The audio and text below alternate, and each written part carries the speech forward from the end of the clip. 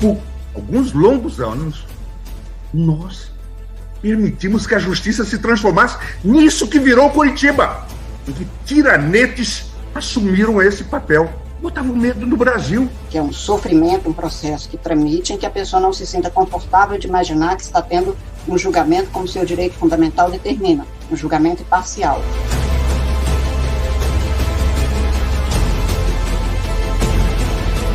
Eu listei, senhor presidente, 10 aspectos que me levaram à convicção de que o ex-juiz Sérgio Moro agiu com suspeição, evidentemente, foi suspeito e, portanto, agiu com parcialidade.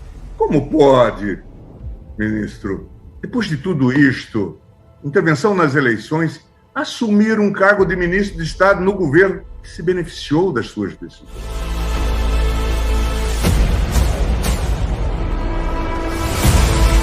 Todo mundo tem direito a um julgamento justo, a incluído o devido processo legal e a incluída a imparcialidade do juiz, do julgador. O Tribunal de Curitiba é conhecido mundialmente hoje como um tribunal de exceção.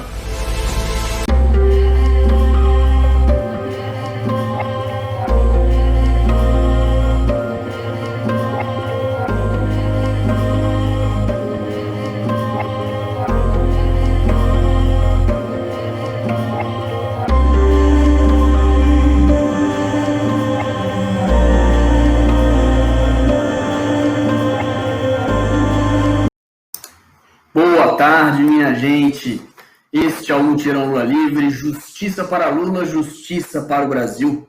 Hoje a gente se encontra aqui numa atmosfera muito melhor, não é? Do que em todos os outros encontros. Talvez alguns já me conheçam, porque eu já estive em outros mutirões digitais Lula Livre, mas meu nome é Pedro Camarão, eu sou jornalista, e agora eu sugiro que você convide seus amigos, suas amigas, para se juntar a nós, compartilhar a nossa live, comentar, mandar recado para o presidente Lula, porque hoje é um dia muito importante, muito especial para nós. Enquanto isso, a gente assiste a mais um vídeo que o Comitê Nacional Lula Livre preparou em agradecimento à luta de cada um, à luta de cada uma, que nunca teve dúvida. Moro é suspeito, Lula é inocente.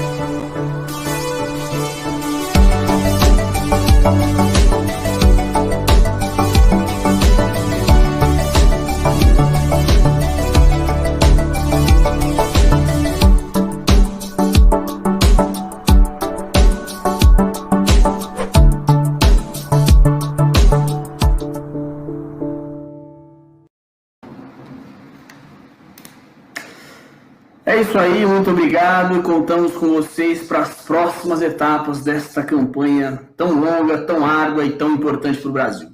Logo mais, nós vamos tirar as dúvidas sobre a situação jurídica do ex-presidente Lula com o advogado doutor Cristiano Zanin. Não perca! O nosso primeiro convidado dessa tarde, que nós estamos aqui aguardando, deve entrar a qualquer momento, é o ex-ministro, atual deputado Alexandre Padilha, que vai falar com a gente sobre o caos que o Brasil está vivendo nesse momento, não é mesmo? Estamos aqui enquanto o nosso querido companheiro Alexandre Padilha não entra. Vamos lembrar para vocês que todos os processos, né, que estavam aí, que pesavam contra o ex-presidente Lula, agora foram anulados, apesar que estavam em Curitiba, e a gente vai falar sobre isso hoje com o doutor Cristiano Zanin. Ele vai responder a uma série de perguntas feitas pelo público, não é mesmo? Então, vamos fazer o seguinte, vamos aqui colocar para vocês uma mensagem muito importante de como a campanha Lula Livre enxerga esse momento e o que é mais importante agora. Por favor, vamos assistir a este vídeo.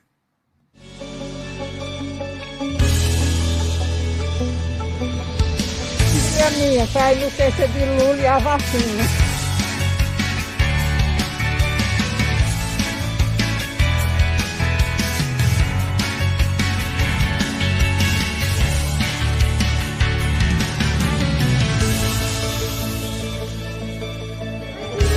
Lula livre! Fora Bolsonaro!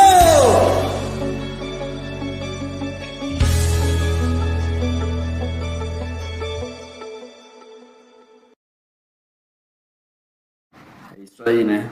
Como o presidente Lula já falou, e todos nós sabemos, aqui nós somos todos a favor da vacina, não é mesmo? Eu acho que agora a gente pode ver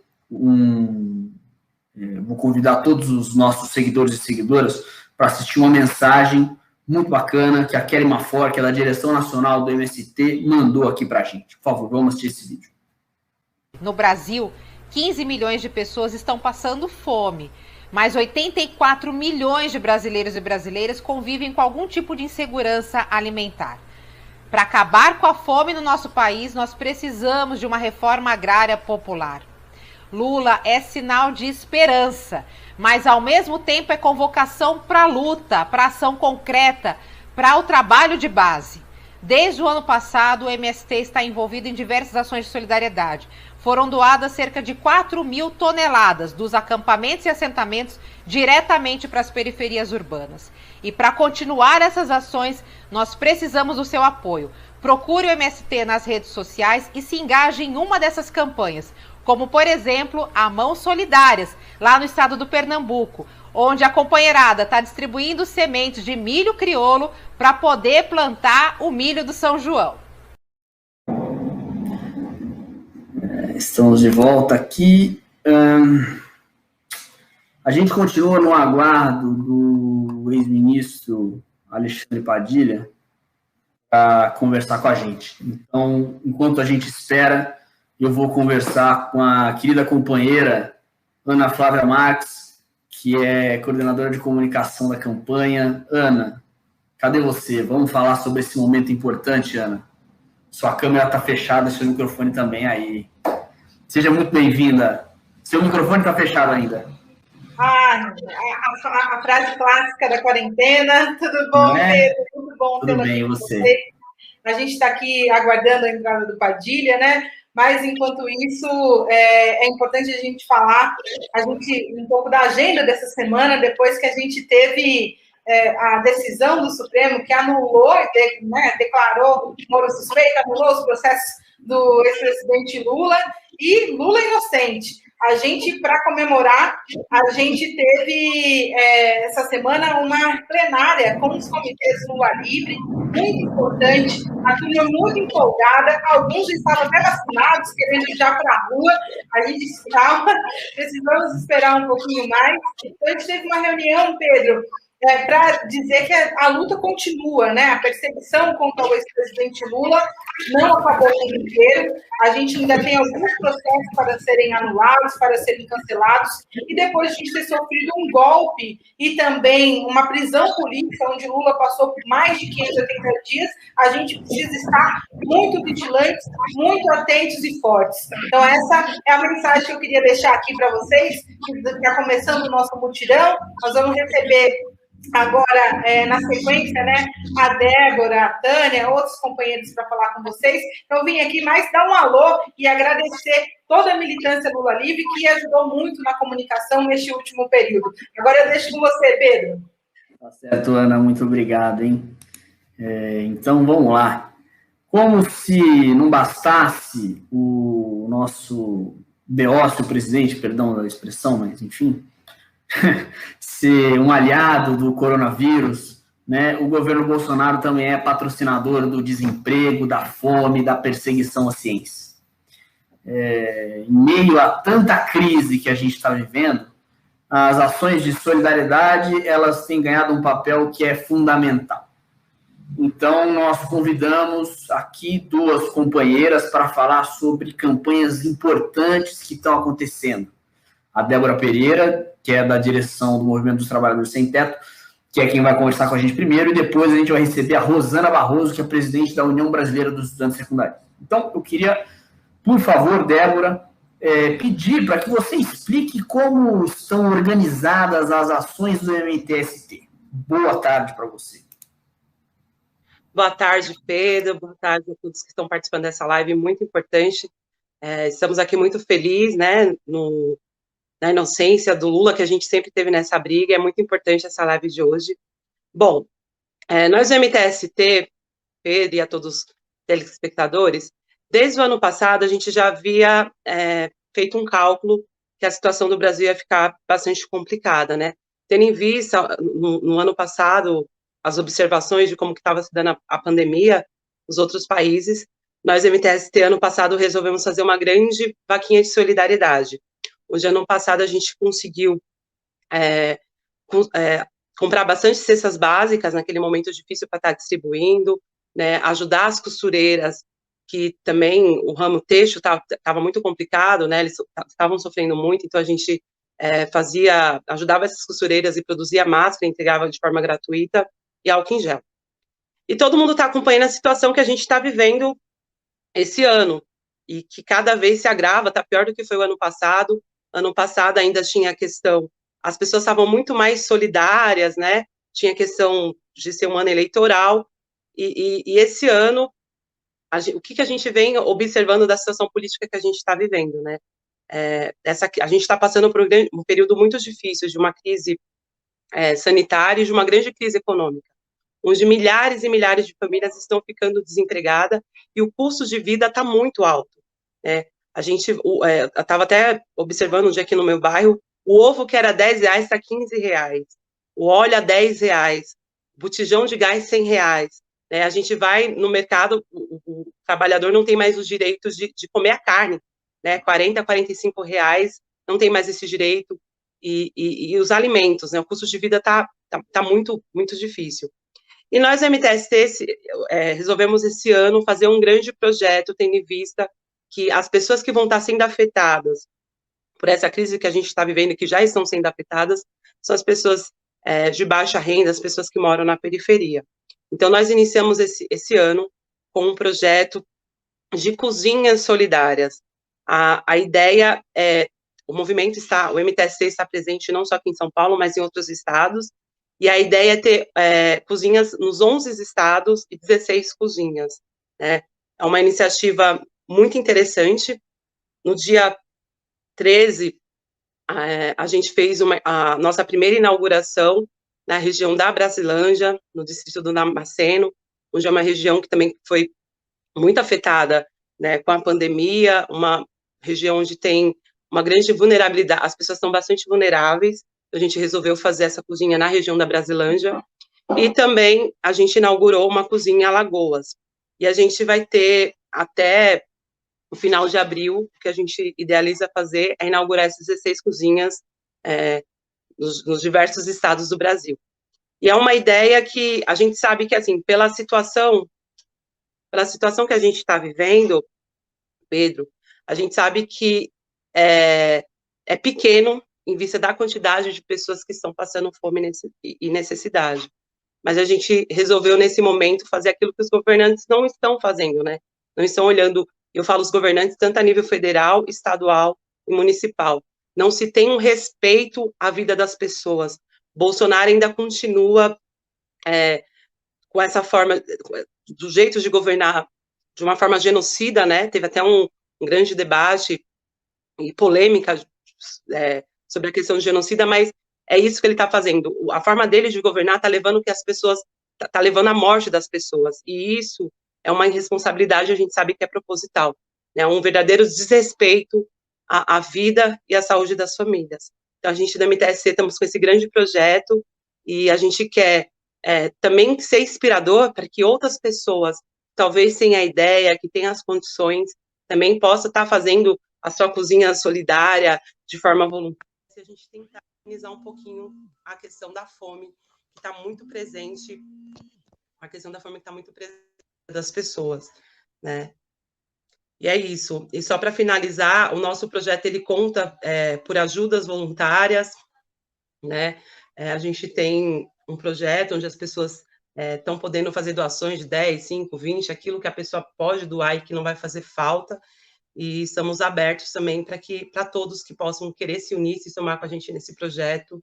Vai ser muito importante, a gente vai tentar fazer a diferença aí, em vista desses tempos difíceis que a gente está vivendo. É importante ressaltar esse trabalho, né, Débora? Porque para esse governo, para tanto federal quanto estadual, o que, enfim, muitos dos governos estaduais, o que impera é a política mesmo da morte, de plantar a fome no país, né? Sim, sem sombra de dúvida. Sem sombra de dúvida, Pedro.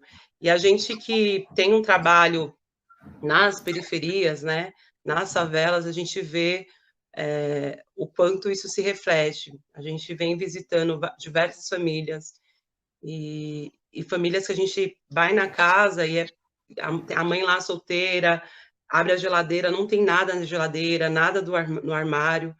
E, por outro lado, a gente vê que até agora não saiu nenhum auxílio emergencial, né? A gente estava aí também travando uma grande batalha para que o auxílio voltasse a ser R$600, mas até agora não saiu nada.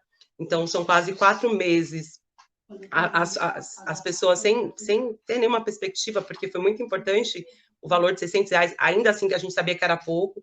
O que está sendo previsto é um valor de 250, de 150 a 250 reais. A gente sabe que isso é muito pouco, não tem como sobreviver, né, com esse valor.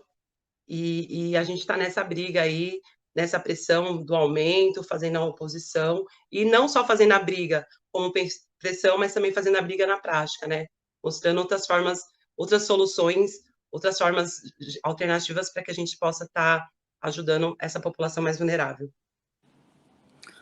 Tá certo, é isso aí, Débora, muito obrigado. A gente está recebendo aqui muitos comentários em apoio à iniciativa como a de vocês, e então a gente pede para que as pessoas realmente busquem ajudar, não é verdade? Essas iniciativas. Então, muito obrigado pela sua participação e até a próxima. Obrigado, gente. Fiquem todos com Deus. Até a próxima. Bom, agora, daqui a pouco, a gente vai falar com a Rosana, mas antes disso, eu vou receber aqui o deputado federal por São Paulo e ex-ministro da Saúde, Alexandre Padilha, que já está aqui conosco, não é mesmo? Cadê? Opa, tô aqui. Agora sim. Boa tarde, deputado, como vai, senhor? Espero que bem. A gente está aqui nesse mutirão Lula Livre, que, como eu disse no início, melhor do que antes, né? Afinal de contas, temos agora o presidente Lula inocente, mas a verdade é que o Brasil vive uma situação caótica, né? A gente já, em mais de um ano de pandemia, a gente já ultrapassa aí 300 mil mortes.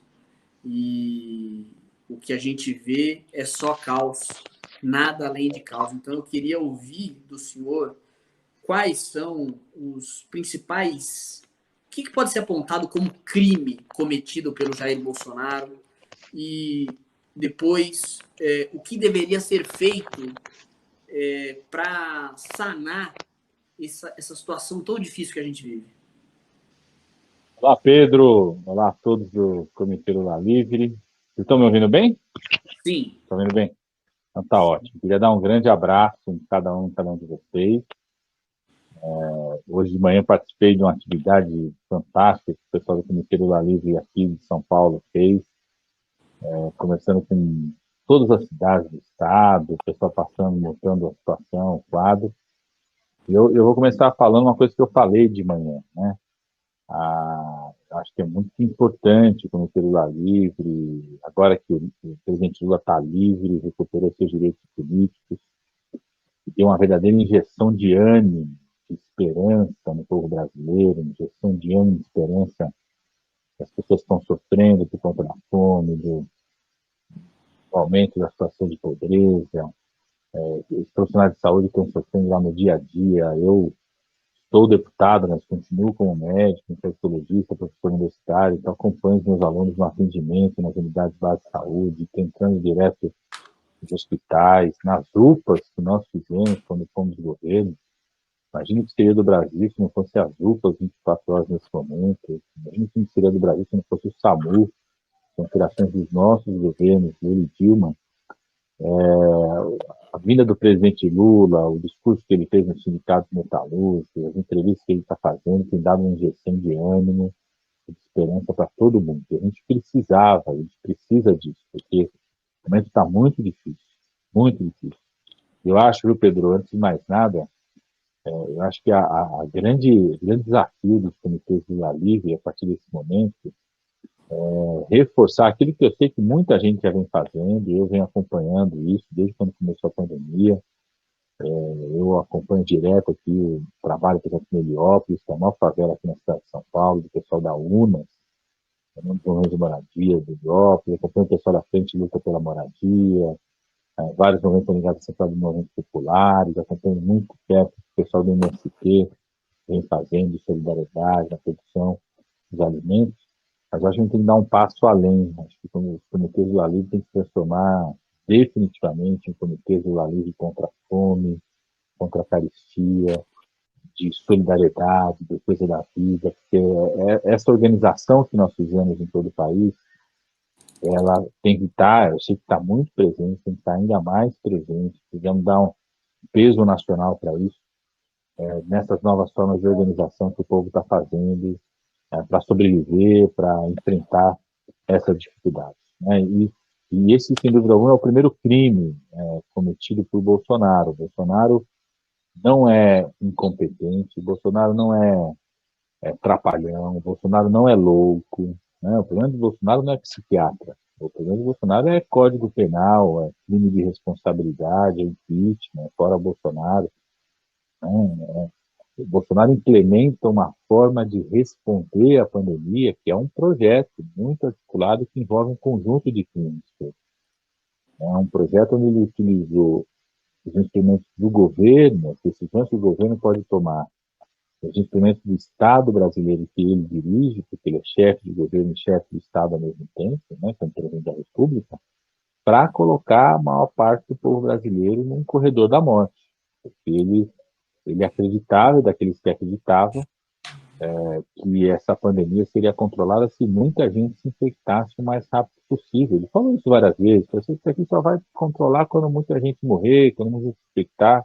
Então tem um projeto em curso. Quando ele toma várias decisões que ele tomou, todas elas são crimes contra a vida, nesse sentido são crimes de responsabilidade que cabe impeachment, por isso nós atentamos o pedido de impeachment já em maio do ano passado, com todas as decisões que ele tomou, por exemplo, para impedir o acesso da população brasileira a um tratamento adequado, para impedir a ampliação de testagem no país, o Ministério da Saúde bloqueou a ampliação de teste no país, para preparar os agentes comunitários de saúde, as equipes de saúde da família que estão espalhados pelo Brasil para cuidarem, para fazer a vigilância, para poder identificar quem são as pessoas de maior risco. Quando ele tomou a decisão de acabar com mais médicos, o programa que eu participei da criação durante o governo Dilma, que levou, quando tirou quase 10 mil médicos cubanos que estavam aqui no Brasil, o programa mais antes que levou médicos para as áreas indígenas, para os bairros periféricos das grandes cidades. Aqui na minha cidade de São Paulo, chegou a ter 300 médicos e mais médicos aqui em São Paulo. Depois que eles foram embora, não teve nenhum médico fixo ali em Cidade de Tiradentes, em Guanás, em várias unidades onde eles estavam, no extremo da Zona Sul, no Paraisópolis, nas grandes favelas de São Paulo. Né? Então, ele cometeu um conjunto de crimes contra a vida. Quando ele se negou a contratar as vacinas que foram ofertadas para o Brasil já em junho do ano passado. Gente. Eu, como deputado federal, o pessoal pode acompanhar aí nas redes sociais, no @padilhando, pode acompanhar, criticar. A nossa atuação como deputado federal foi, no ano passado, compor uma comissão de acompanhamento das ações da Covid-19. Desde junho do ano passado, essa comissão faz audiências públicas com todos os produtores de vacina. com o Ministério da Saúde junto, com a Anvisa, para forçar que fossem feitos contratos, parcerias.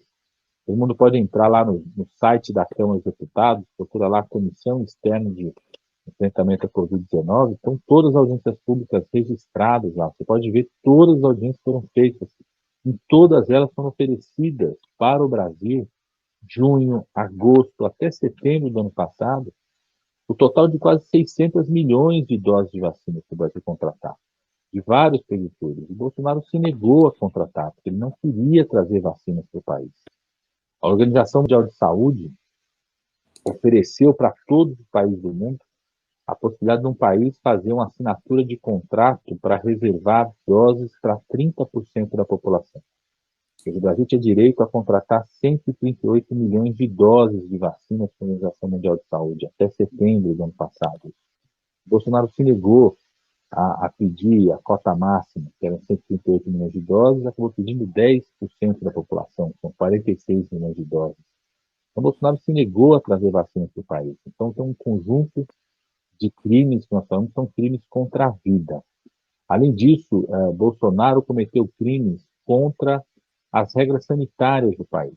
Todas as recomendações feitas pelas autoridades sanitárias do país, seja o Ministério da Saúde à época, seja a Anvisa, a Agência de Vigilância, seja as recomendações da OMS, Bolsonaro foi contra cada uma delas, cometendo um conjunto de crimes contra as regras sanitárias do país que compõem esses crimes contra a vida, contra o direito à saúde. Né? Conscientemente, sempre, conscientemente, porque ele se alimenta. Bolsonaro optou, diante da pandemia, a defender um projeto, que é um projeto de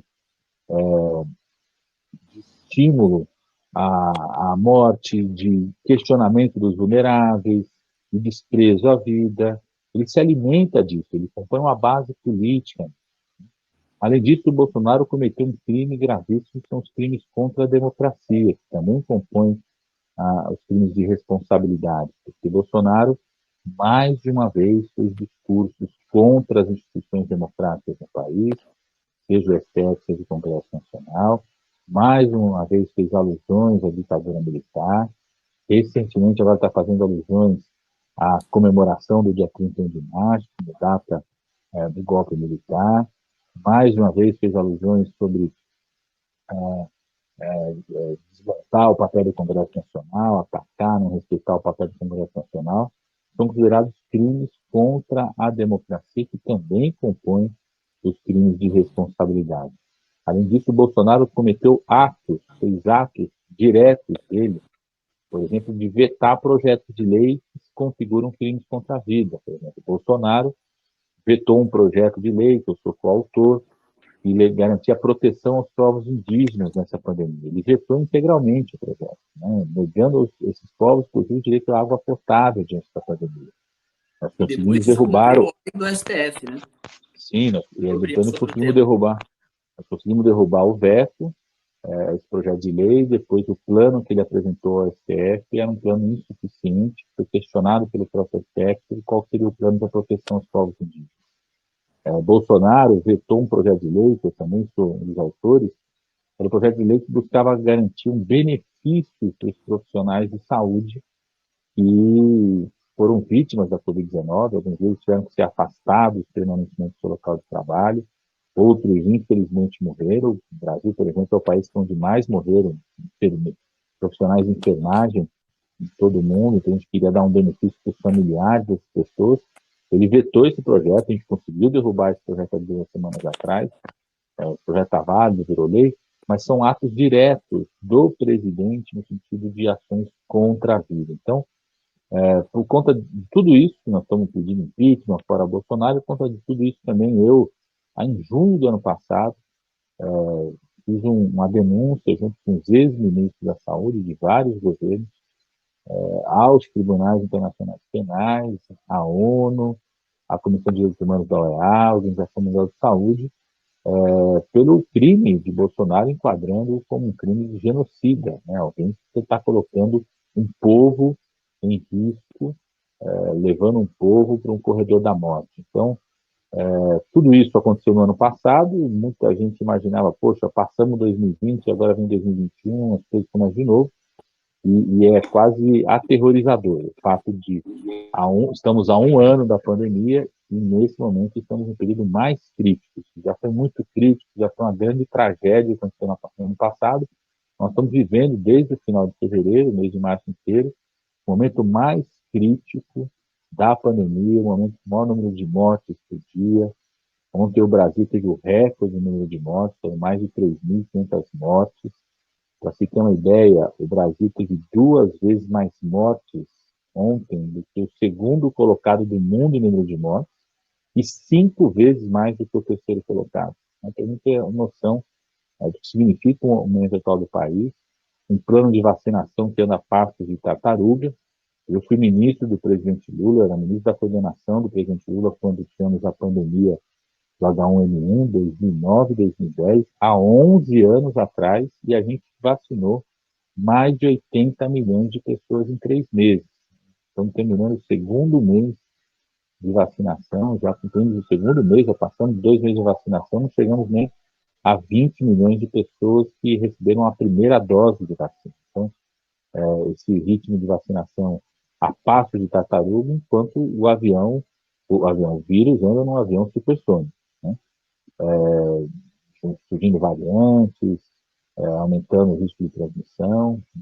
E, infelizmente, muita gente querendo ganhar dinheiro numa situação como essa, querendo lucrar numa situação como essa, ou querendo privilégio só para si.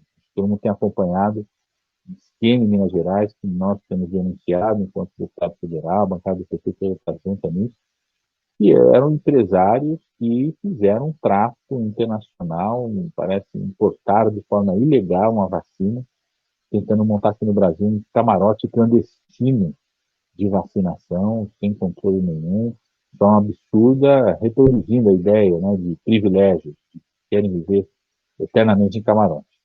Que é isso, Pedro, e assim, muita luta, e eu acho que nós temos um papel importante.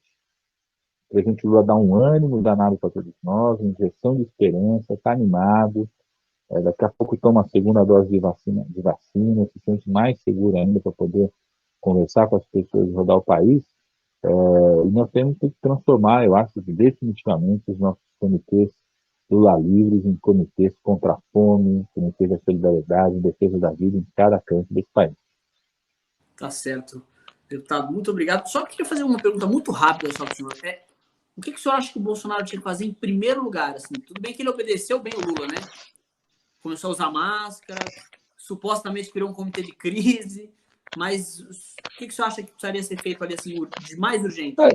Ele teria que fazer hoje ele tem que fazer 2 coisas. Primeiro, solicitar à Organização Mundial de Saúde a revisão desse contrato, porque a OMS ofereceu 140 milhões de doses de vacina para ele quis só 46, e em setembro do ano passado, solicitar que possa pedir 140 milhões de doses de novo para acelerar essa vacinação o mais rápido possível, o Brasil andar, porque o Brasil hoje é uma grande ameaça para o mundo.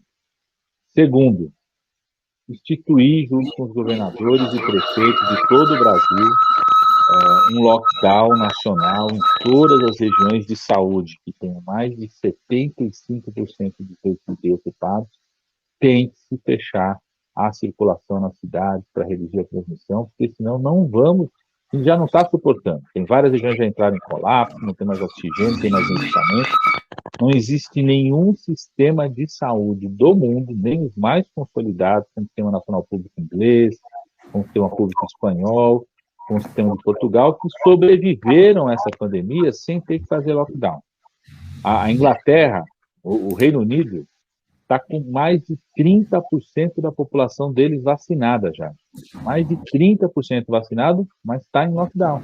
Porque sabe que se abrir, rapidamente corria um risco de ter colapso no serviço de saúde. Então está se segurando e agora vão abrir lentamente. Então, o Bolsonaro tinha que, de imediato, junto com os governadores, prefeitos, Congresso Nacional, sociedade, instituir em toda a região do país, se tiver 75% dos leitos de UTI, tinha que entrar no chamado lockdown, trancar tudo de imediato para que a gente possa reduzir a transmissão.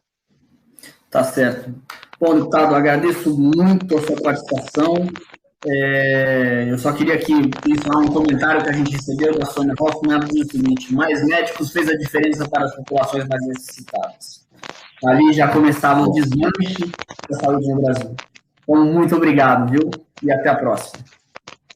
Um abraço. Bom, agora a gente vai aqui convidar a Rosana, que é da União Brasileira dos Estudantes Secundaristas. Ela participa de uma iniciativa muito importante, é uma das lideranças dessa iniciativa, é a campanha Vida, Pão, Vacina e Educação.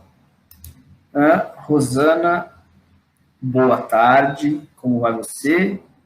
Eu gostaria... Pode falar, desculpa. Boa tarde, Pedro, eu vou bem, e você? Bem também, muito obrigado.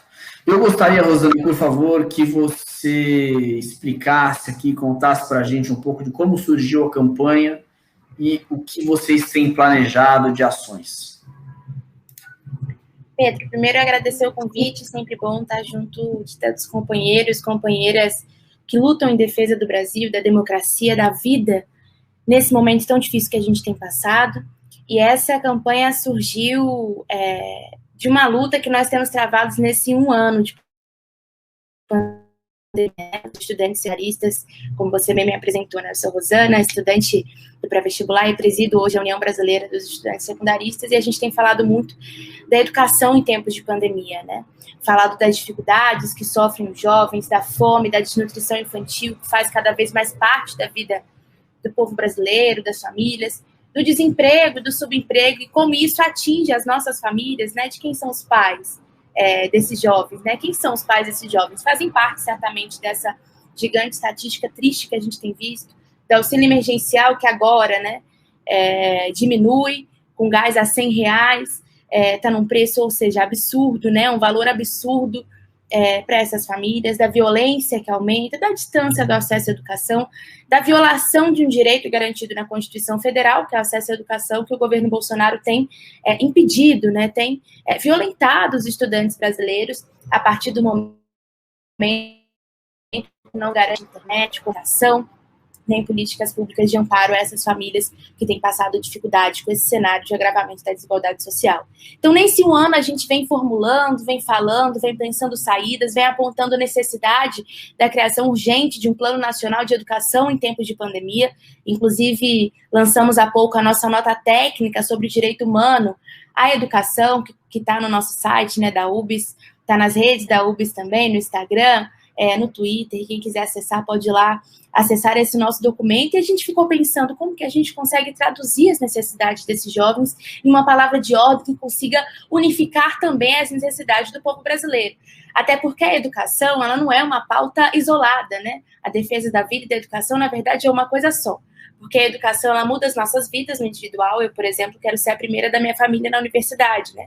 Quero mudar a minha vida com isso, mudar da minha família, mas mais do que isso, quando a educação pública avança, ninguém retrocede, pelo contrário, o Brasil avança junto. O desenvolvimento social, tecnológico, econômico, a soberania, a gente caminha em caminhos melhores quando a educação avança. E nesse momento de tanta dificuldade, de agravamento da desigualdade social, de um momento negacionista, né, a educação também faz parte dessas respostas que nós precisamos. Da onde vem a vacina, a ciência, a pesquisa, né, da onde vem a saída para tantas crises. Então, a educação está no centro do debate para um Brasil que supere as crises da pandemia do coronavírus. E a gente começou a formular e questionar quais são as palavras que traduzem, então, as necessidades do povo brasileiro nesse momento. Daí surgiu vida, pão, vacina e educação. Vida porque, nesse momento, nós estamos lutando contra o governo negacionista, né?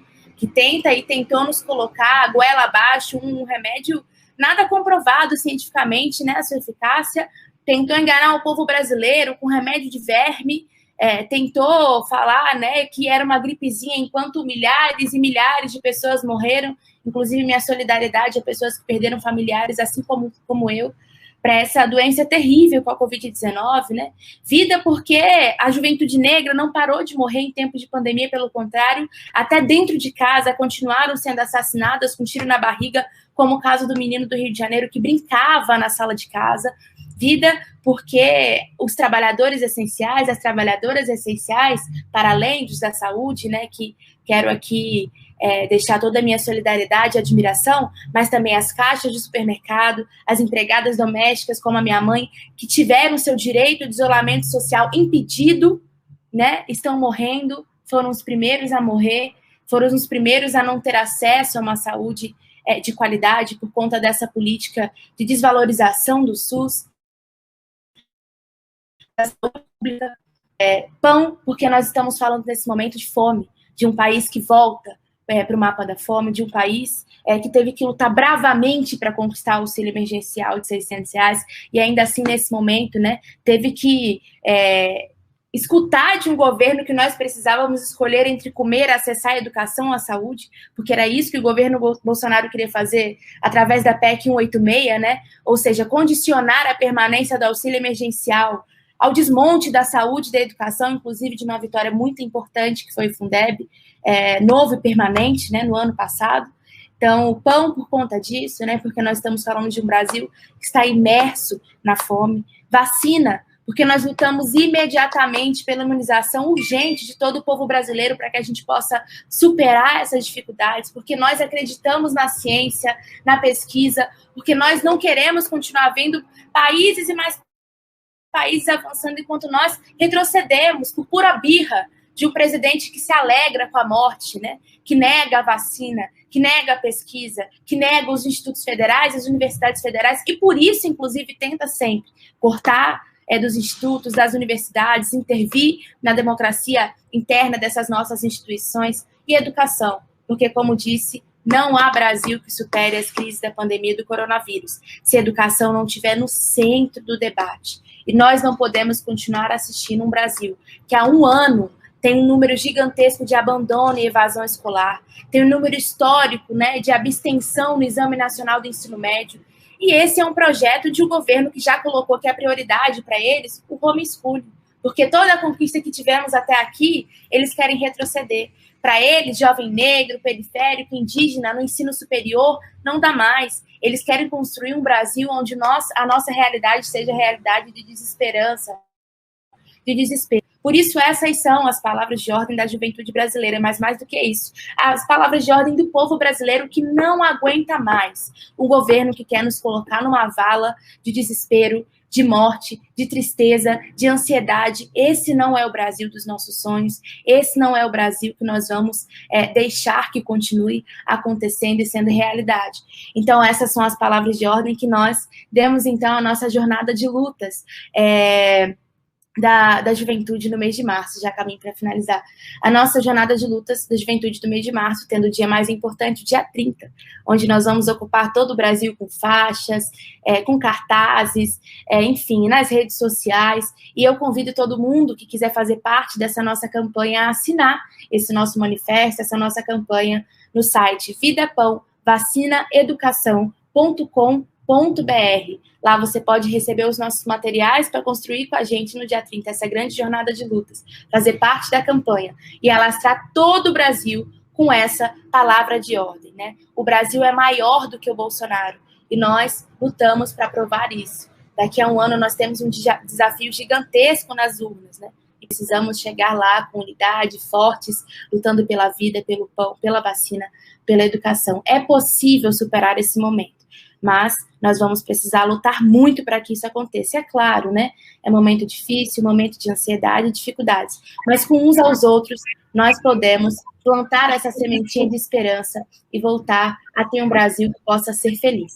Então, dia 30, essa é a palavra de ordem da juventude, essa é a palavra de ordem do Brasil. Vida, pão, vacina, educação. Tá certo. Rosana, muito obrigado pelas suas palavras. Você aqui, acho que deu uma mensagem muito clara e muito importante, né, para todos nós. Então, agradeço muito a sua participação, de verdade. Todos, por favor, contribuam com a campanha.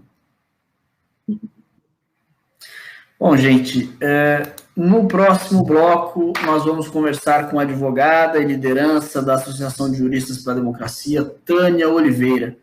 Mas, antes, a gente vai assistir aqui um vídeo que mostra algumas atividades feitas pelos comitês estaduais Lula Livre.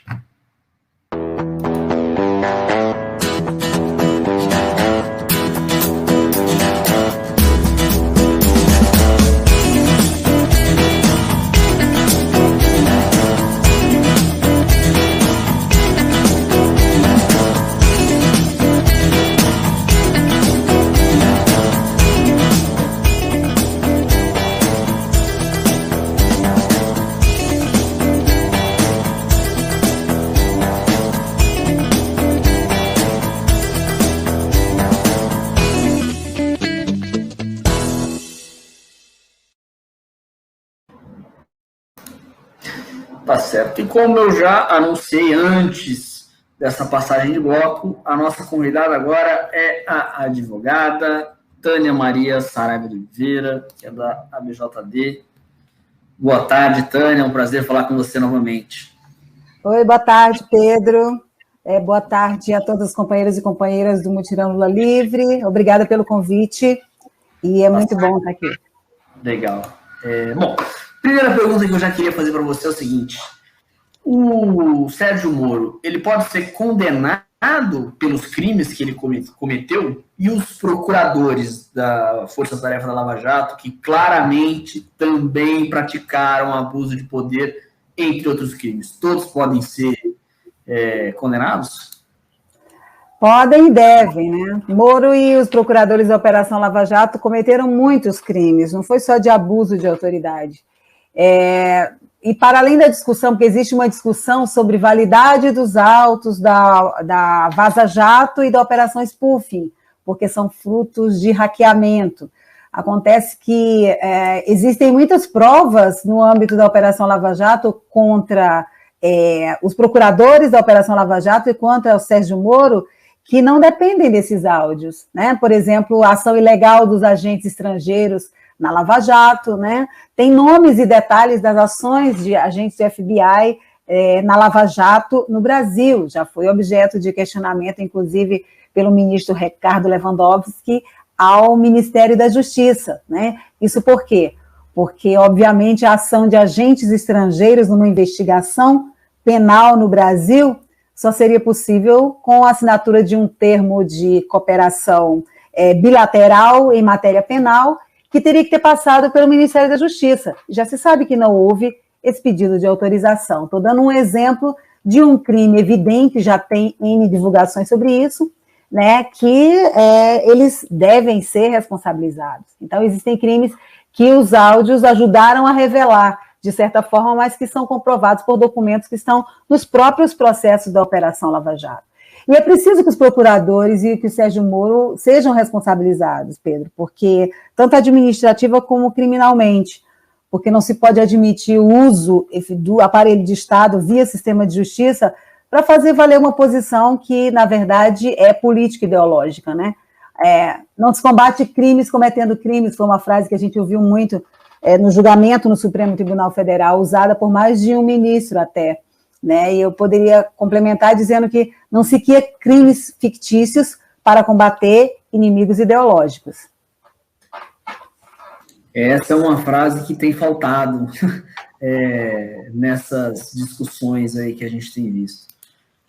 Bom, a segunda pergunta que eu queria fazer tem a ver com uma palavrinha que surgiu junto com a Lava Jato, pouca gente ainda conhece, mas vamos fazer de tudo para que todas as pessoas conheçam, que é o lawfare. Essa guerra jurídica contra o Lula, ela impacta o meio jurídico aqui no Brasil e como isso é tratado e será tratado daqui para frente no mundo acadêmico, por exemplo? Então, assim, vamos tentar pontuar aqui sobre o lawfare, né? A Lava Jato foi uma operação montada com o objetivo de criminalizar e perseguir determinado projeto político. E, para isso, ela precisava retirar da cena política o principal líder que representava esse projeto político. E retirar o ex-presidente Lula da vida pública, naquele momento, era retirá-lo das eleições e eleger Jair Bolsonaro, que é o projeto político com que a Lava Jato se identifica, né? Então, a gente sabe que a Lava Jato foi fundamental para o impeachment da ex-presidenta, da presidenta Dilma e para a eleição de Jair Bolsonaro. E como é que isso aconteceu, né? Com o uso dos instrumentos do sistema de justiça, né? Em que se criava uma teia de legalidade aparente, somente aparente, né? Sob o falso argumento de combate à corrupção. Isso com o amplo apoio da mídia empresarial, né? Que cuidava de transformar os membros da Operação Lava Jato em heróis nacionais. Então, assim, a Lava Jato criava uma teia de ações com vários inquéritos separados que viravam várias ações para dificultar, inclusive, o trabalho da defesa. E cada etapa era um grande espetáculo midiático. Esse processo do uso sistemático e estruturado dos instrumentos do sistema de justiça para perseguir é o que se chama de lawfare, né? E houve uma condenação dessa prática durante esse período da Lava Jato por inúmeros juristas dentro e fora do país, né? E aí é interessante lembrar alguns nomes, porque em todo esse tempo houve diversas manifestações de juristas dentro e fora do país, né? Inclusive, para lembrar nomes, um manifesto foi assinado pela professora Susan Rose Ackerman, que era a professora citada o tempo todo por Deltan Dallagnol como a grande, e é de fato uma das maiores respeitadas, é a professora de Yale, nos Estados Unidos, a Universidade de Yale, nos Estados Unidos, uma das grandes estudiosas do tema da corrupção. E era citada, ele citou até o momento que ela assinou um documento sobre as ilegalidades cometidas na Operação Lava Jato e condenando a Operação Lava Jato em documento. Um outro nome muito importante é do professor Luigi Ferraioli, citado em inúmeros julgamentos do Supremo e também por mais de um ministro do julgamento agora do HC. Então, o que é importante a gente ver? Existem também diversos outros líderes políticos aqui na América Latina vítimas de lawfare, né?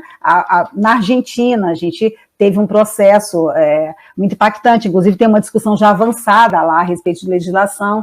Então, eu acredito que o julgamento do ex-presidente Lula, com esse reconhecimento, ele impacta muito a jurisprudência aqui no Brasil. Quer dizer, os julgamentos futuros que os tribunais devem fazer sempre que esse processo for denunciado como método. Acredito que vira um paradigma.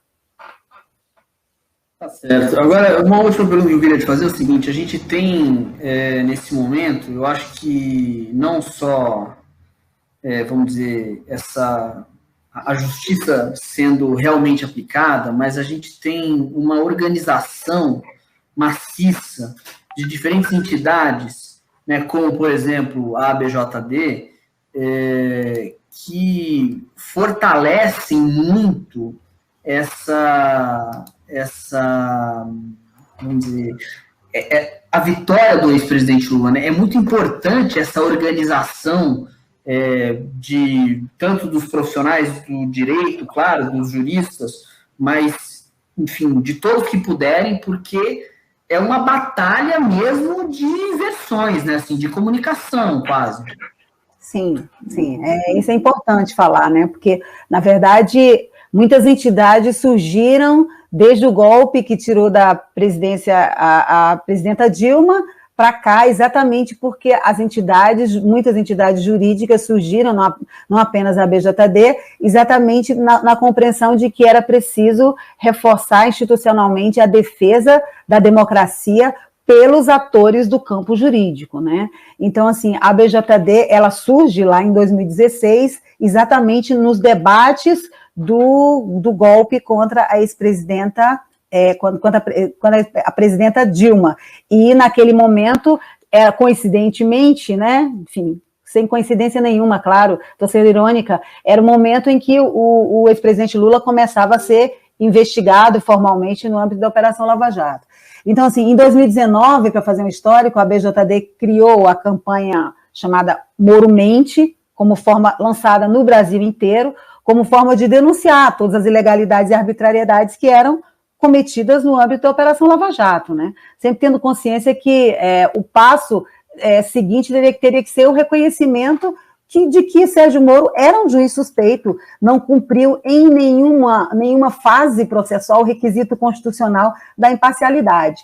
Então, a gente considera que a votação que foi feita na terça-feira, dia 23, foi um pouco o fim da nossa campanha, da campanha Moro Mente, porque o fim de toda essa delonga chamada Lava Jato, como ainda tem umas viúvas e viúvos aí, ainda tem uns capítulos pela frente, temos que ficar atentos e fortes. Agora, só para concluir, em termos da sua pergunta, teve diversos grupos de advogados progressistas e de outras entidades do campo jurídico democrático que foram criados também nesse escopo e estiveram nessa luta também, estão nessa luta também, né, em atos, em manifestações, denunciando sempre. E agora, enfim, o Supremo Tribunal Federal, ao reconhecer que Sérgio Moro é um juiz suspeito, ele prova definitivamente que o ex-presidente Lula é inocente, né? Uma vitória da verdade. E de muitas formas, a gente já chegou a colocar isso em escritos, é o reencontro do Supremo com a Constituição Federal. Porque em diversos momentos em todo esse tempo, o Supremo, infelizmente, chancelou as ações da Lava Jato. Em momentos nevrálgicos, o Supremo chancelou as ações da Lava Jato. Então, agora foi uma vitória da verdade e da luta pela verdade, né? E temos que continuar aí por um tempo ainda com os novos passos dessa luta. Tá certo. Ana, bom, eu queria muito agradecer a sua presença aqui. Eu só queria, antes da gente encerrar, que você repetisse a frase em complemento do nosso combate ao crime, cometendo crime, como é que é? Como é que é? Você falou uma frase, não se combate. Não, quem falou não se combate crimes cometendo crimes foram os ministros, primeiro o ministro Gilmar Mendes, depois até o ministro Nunes Marques, no seu voto vencido, falou. E eu disse que é importante a gente, eu complemento dizendo que não se cria crimes fictícios para combater inimigos ideológicos.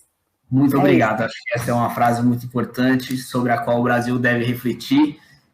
Mais uma vez agradeço a sua presença e lembro aqui que essa quadrilha, né, da Lava Jato, que criou crimes fictícios, como disse muito bem a Tânia, não teve nenhum escrúpulo, a gente pode ver na perseguição ao ex-presidente Lula.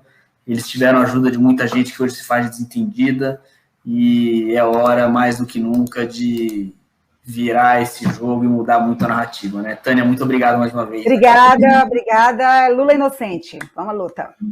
É isso. Bom, gente, agora vamos para um momento muito importante desse mutirão Lula livre, justiça para Lula, justiça para o Brasil. Um dos advogados de defesa do ex-presidente Lula, o doutor Cristiano Zanin, vai responder a algumas perguntas que foram feitas por pessoas específicas, vocês vão acompanhar a partir de agora. A única dúvida que eu tenho em relação a tudo isso é porque só agora perceberam que tudo aquilo tinha um vício, que tudo aquilo tinha erros jurídicos e inadequações. Porque só agora foi anulado todo o processo porque não tinha competência de ser em Curitiba. Agradeço ao padre Júlio Lancelotti pela questão que me foi formulada e aproveito o ensejo para cumprimentar e parabenizar o padre Júlio Lancelotti pelo maravilhoso trabalho que realiza. Padre Júlio, é difícil, às vezes, explicar por que a Justiça demorou 5 anos para reconhecer os vícios, as ilegalidades que estavam sendo praticadas contra o presidente Lula pela chamada Operação Lava Jato. O fato é que, ao longo desses 5 anos, nós batalhamos, lutamos sem parar e apontamos concretamente e com base em provas essas ilegalidades, seja no tocante à incompetência da Justiça Federal de Curitiba, seja no tocante à suspeição do ex-juiz Sérgio Moro, dentre outras inúmeras ilegalidades. É certo que a Lava Jato se utilizou aqui de técnicas bastante sofisticadas, inclusive desenvolvidas comprovadamente com a ajuda de agências estrangeiras, que buscou criar um ambiente artificial de culpa, buscou constranger até mesmo os membros dos tribunais que estavam fazendo a reavaliação das decisões tomadas na primeira instância, e essa técnica também causou, a meu ver, uma espécie de anestesia na sociedade e nos tribunais ao longo de alguns anos.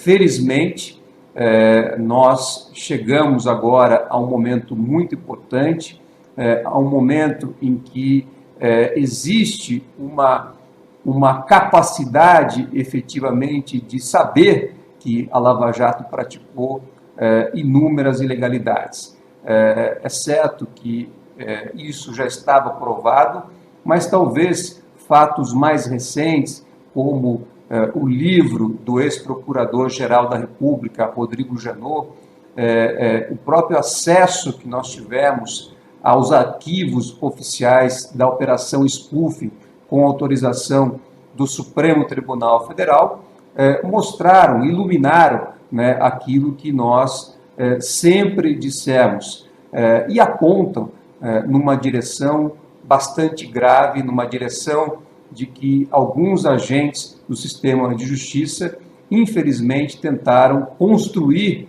um projeto de poder, e esse projeto de poder passava pela destruição do ex-presidente Lula. Eu gostaria de saber se o plenário do STF pode derrubar a decisão do ministro Fachin, mesmo considerando a grande vitória da confirmação da suspensão de Moro? O presidente Lula pode sofrer algum revés? Eu agradeço ao Aloysio Matias, do Comitê Lula Livre do Rio Grande do Norte, e esclareço que essa decisão tomada pelo ministro Edson Fachin no dia 8 de março, para reconhecer a incompetência da Justiça Federal de Curitiba e, por consequência, anular todos os atos decisórios tomados por aquele juízo, ela está amparada em sólida jurisprudência do Supremo Tribunal Federal, seja em decisão do plenário da Corte, seja em decisões que referendaram esse precedente do Tribunal Pleno na segunda turma. Então, ao nosso ver, é uma decisão muito sólida e a nossa expectativa é que ela seja mantida também na análise do órgão colegiado. A Procuradoria-Geral da República apresentou um recurso contra essa decisão do ministro Edson Fachin, e nós entendemos que esse recurso sequer seria cabível. Agora, mesmo que ele seja analisado, e ao nosso ver essa análise compete à segunda turma do Supremo, nós entendemos que a decisão deve ser mantida porque ela apenas aplica um entendimento, uma jurisprudência já pacífica no Supremo e, por isso, deve também valer para o presidente Lula. A amplitude da decisão da segunda turma do STF inclui a anulação da condenação do sítio de Atibaia? Houve um cerceamento à defesa para comprovar quem eram os verdadeiros donos da propriedade? E quais são os próximos passos da defesa do nosso querido presidente? Obrigada. Agradeço à professora Takimoto pela pergunta e esclareço que a decisão proferida no dia 8 de março pelo ministro Edson Fachin, ela anulou as duas condenações que haviam sido injustamente impostas ao presidente Lula e também restabeleceu todos os seus direitos políticos. A decisão do ministro Edson Fachin, ela reconhece a incompetência da Justiça Federal de Curitiba para analisar os casos que foram lá apresentados envolvendo o presidente Lula. Ela aplica uma jurisprudência do próprio Supremo Tribunal Federal, segundo a qual casos que não tenham relação com desvios ocorridos na Petrobras não podem ser analisados pela chamada Lava Jato. Mas então é isso, a decisão anulou as duas condenações, o presidente Lula não tem qualquer condenação e também restabeleceu todos os seus direitos políticos. Estamos vivendo um estado de exceção. Caso haja uma manobra política no STF para manter a inegibilidade do presidente Lula, o que poderá ser feito? Eu agradeço ao Muniz pela questão, ao Muniz, coordenador do coletivo Alvorada, e eu entendo sim que nós estamos vivendo num estado de exceção. E esse estado de exceção, inclusive, foi expressamente reconhecido por meio de um acórdão proferido em 2016 pelo Tribunal Regional Federal da 4ª Região.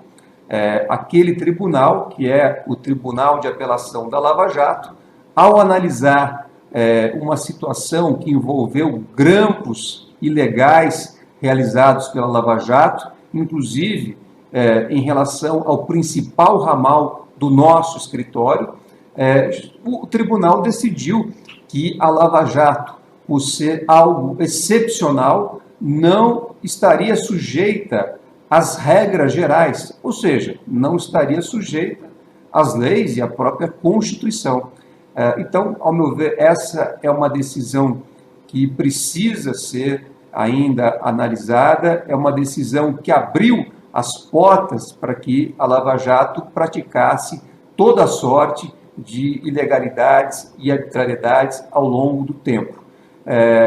O Supremo Tribunal Federal, recentemente, proferiu algumas decisões muito importantes, históricas, e que, ao meu ver, estão recolocando o país no trilho da legalidade e fortalecendo o próprio sistema de justiça. Talvez tenhamos realmente agora uma oportunidade de deixar esse estado de exceção a partir de uma atuação bastante clara, consistente da nossa Suprema Corte. Eu penso que a decisão da segunda turma do STF anulou todos os atos praticados por Moro lá em Curitiba. A minha pergunta é: isso anula também a cassação dos direitos à segurança institucional do ex-presidente Lula? Anula também o confisco dos bens do Lula? Carlos Alberto, a decisão tomada no dia 8 de março pelo ministro Edson Fachin, ela anulou todos os atos decisórios praticados pelo juízo da 13ª Vara Federal Criminal de Curitiba, ou seja, o juízo da Lava Jato. Então, todas as decisões tomadas por aquele órgão judicial, inclusive as 2 condenações injustas impostas ao presidente Lula, o confisco dos seus bens, ao nosso ver, tudo isso está alcançado pela decisão tomada pelo ministro Edson Fachin. É certo que já houve ali alguns novos pronunciamentos da Justiça Federal de Curitiba, tentando ainda manter algumas das decisões que foram proferidas. Mas nós já estamos também cuidando disso, já levamos ao Supremo essa nova situação e esperamos que a decisão tomada pelo ministro Edson Fachin no dia 8 de março seja cumprida em toda a sua extensão. Tá certo, vocês viram essa primeira parte dos esclarecimentos, de perguntas e respostas do Dr. Cristiano Zanin. Antes da gente voltar, eu vou ler aqui alguns comentários de pessoas, companheiros e companheiras que estão nos assistindo em todo o Brasil e fora dele também. Começa pelo Volney Castilho Alves. Ele diz o seguinte: parabéns, Cristiano Zanin e Valesca Martins, pela dedicação e competência. Vocês entraram nos anais da história do Brasil. A Osana Maria Matos diz o seguinte: gratidão aos advogados do presidente Lula. O Ubinho da Divinéia Grajaú diz: o casal Zanin dá orgulho à advocacia. E é isso, minha gente. Bom, então agora, depois desse momento de muitos comentários, muita gente está nos assistindo, curtindo, eu peço mais uma vez para vocês que compartilhem, convide seus amigos para assistir e digam a todos que Sérgio Moro é suspeito e Lula é inocente. Então, seguimos com perguntas e respostas com o Cristiano Zanin. A ministra Carmen Lúcia não deixou claro no voto dela, no meu entendimento pelo menos, se a suspeição de Sérgio Moro é só no caso do triplex ou se estende automaticamente para todas as decisões de Curitiba envolvendo o ex-presidente Lula. A defesa vai ter que pedir essa extensão ou ela é automática?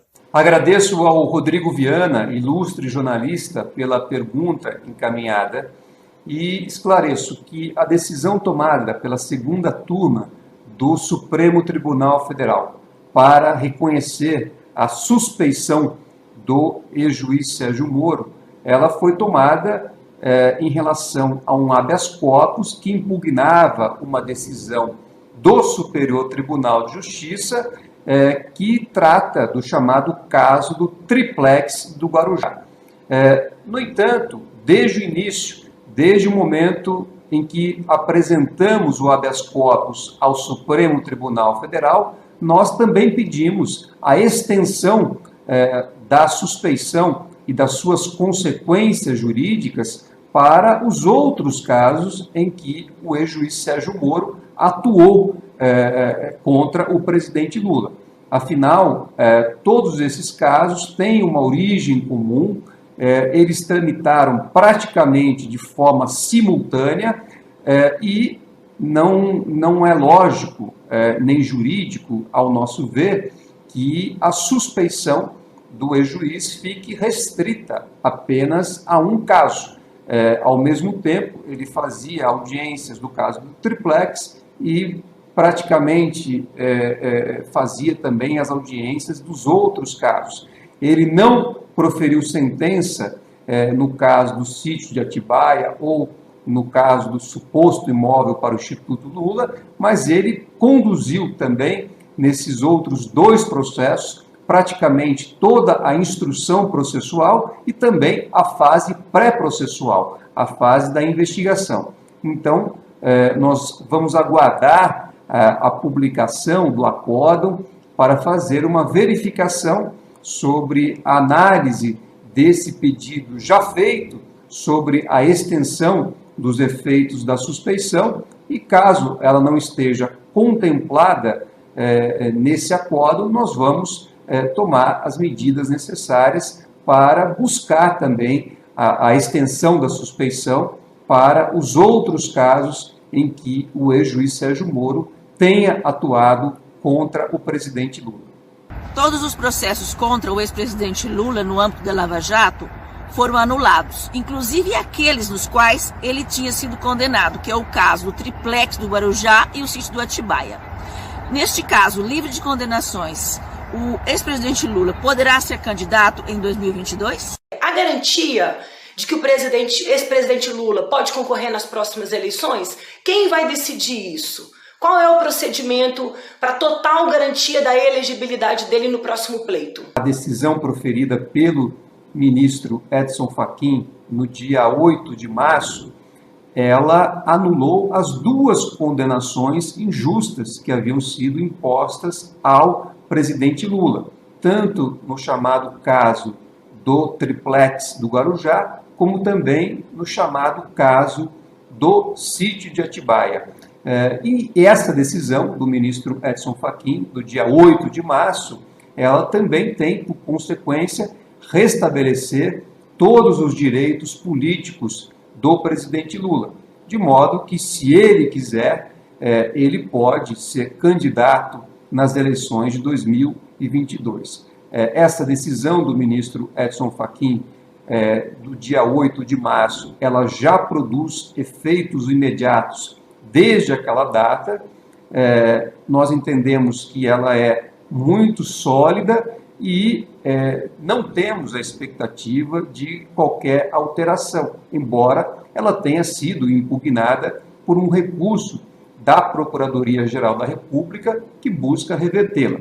Nós entendemos, no entanto, que esse recurso sequer se mostra cabível e, pelo fato da decisão do ministro Edson Fachin estar amparada em sólida jurisprudência do próprio Supremo Tribunal Federal, nós não temos a expectativa de que ela possa ser revertida, reformada. Então, a prevalecer essa decisão tomada no dia 8 de março pelo ministro Edson Fachin, o presidente Lula, se quiser, pode sim se candidatar a qualquer cargo que envolva a disputa eleitoral, inclusive nas eleições presidenciais de 2022. Eu aproveito essa oportunidade para perguntar para você quais foram as práticas da advocacia e de comunicação que vocês precisaram inovar para aprender a jogar nesse contexto de lawfare. Eu digo para além da estratégia processual, é claro. E como vocês se sentiram e lidaram cotidianamente depois do escritório de vocês terem sido injustamente grampeado pelo ex-juiz Sérgio Moro? Eu agradeço a pergunta do André Zanado, editor do site Justificando, e a questão toca em um tema que nós desenvolvemos, né, há bastante tempo, que é o lawfare. Lá em 2015, 2016, Valesca e eu, já atuando na defesa do presidente Lula, identificamos que não estávamos diante de uma investigação ou de um processo normal. Nós víamos claramente, né, alguns agentes do sistema de justiça querendo utilizar a lei para fins ilegítimos. E nós mostramos que no lawfare existe o uso estratégico da lei para fins ilegítimos. Mostramos que o lawfare ocorre nas mesmas dimensões da guerra tradicional. Existe a escolha da jurisdição mais favorável, assim como na guerra tradicional existe a escolha do campo de batalha. Existe a escolha da lei, assim como na guerra convencional existe a escolha do armamento. E também existe no lawfare as externalidades, tal como a propaganda na guerra tradicional, que busca viabilizar, tornar aceitável, justificar os motivos da guerra. E as externalidades no lawfare envolvem diretamente, né, a participação também da mídia. A mídia, ou pelo menos uma parte, acaba tendo um papel decisivo para criar um ambiente artificial de culpa e para demonizar aquele que é alvo do lawfare. Então, nós tínhamos um caso que ocorria ali em autos de processo, mas, por envolver o lawfare, também ocorria, né, desdobramentos em diversas outras áreas, envolvendo diversas outras profissões, ciências, inclusive o jornalismo. E tivemos, portanto, que aprimorar o nosso conhecimento para poder também enfrentar o lawfare que estava sendo praticado contra o presidente Lula. Tá certo, vocês viram que coisas, que falas importantes, o quanto foi travada uma briga de anos, né? Antes de dar sequência, eu vou ler aqui mais alguns comentários de quem nos assiste. A Aline Facis diz: vocês, advogados, realmente foram incríveis e incansáveis. Parabéns. E ela diz ainda que foi maravilhoso ver o reconhecimento e a homenagem emocionada que o Gilmar Mendes fez ao Dr. Cristiano Zanin e à Valesca Teixeira. A Clênia Ferreira Prates diz o seguinte: persistência, talento e determinação. Parabéns pela belíssima defesa do nosso presidente Lula. Bom, minha gente, agora é o seguinte, né? Depois desses esclarecimentos tão importantes, acho que é muito importante a gente agradecer aqui mais uma vez ao Dr. Zanin pela disponibilidade, né? E também a todos e todas que nos enviaram perguntas. Infelizmente, a gente tem um tempo limitado e não dá para, né, ficar aqui o dia inteiro. A gente até gostaria. Eu agradeço também a você que aqui nos acompanhou nas redes e que está aí compartilhando as informações, né, apreendendo para levar para mais gente. A gente vai agora encerrar o nosso mutirão Lula Livre. E eu convido você para que a gente assista a mensagem do coordenador da nossa campanha, o companheiro Paulo Cabu. Então, muito obrigado e boa tarde a todos. Olá, boa tarde a todos os companheiros e companheiras. Estamos terminando mais uma jornada Lula Livre com muitas informações essas que serão muito úteis na nossa luta para conseguir a plena inocência do companheiro Lula e também a gente continuar avançando na nossa campanha para vacina para todo mundo. Vacina que vai ser muito importante para a gente retomar a nossa economia e também retomar o emprego no Brasil. Acho até que o mês de março seria um mês extraordinário para a gente comemorar as nossas vitórias, se não fosse, lamentavelmente, a morte de milhares e milhares de brasileiros por conta da irresponsabilidade do governo Bolsonaro. Mas, de qualquer forma, quero relembrar de que as nossas vitórias elas foram fruto de muita luta, muita resistência e muita organização. Se não fosse a militância participar das nossas lutas, como vocês fizeram nesses anos todos de resistência, certamente a gente não estaria colhendo o resultado que colhemos no mês de março.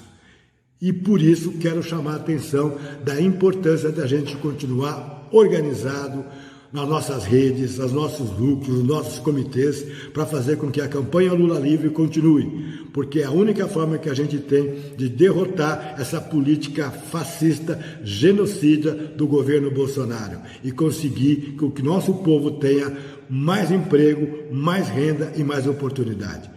Vamos continuar firme na luta até a vitória. Tenho certeza que a gente chega lá e muito em breve a gente vai poder entregar para o povo brasileiro um país mais feliz e um país mais justo. Fique com Deus e até o próximo encontro. Ninguém vai me impedir de festejar, vendo ele voltar pra gente. E o riso que tentaram abafar vai gargalhar contente. Ninguém vai me impedir de festejar, vendo ele voltar pra gente. E o riso que tentaram abafar vai gargalhar contente.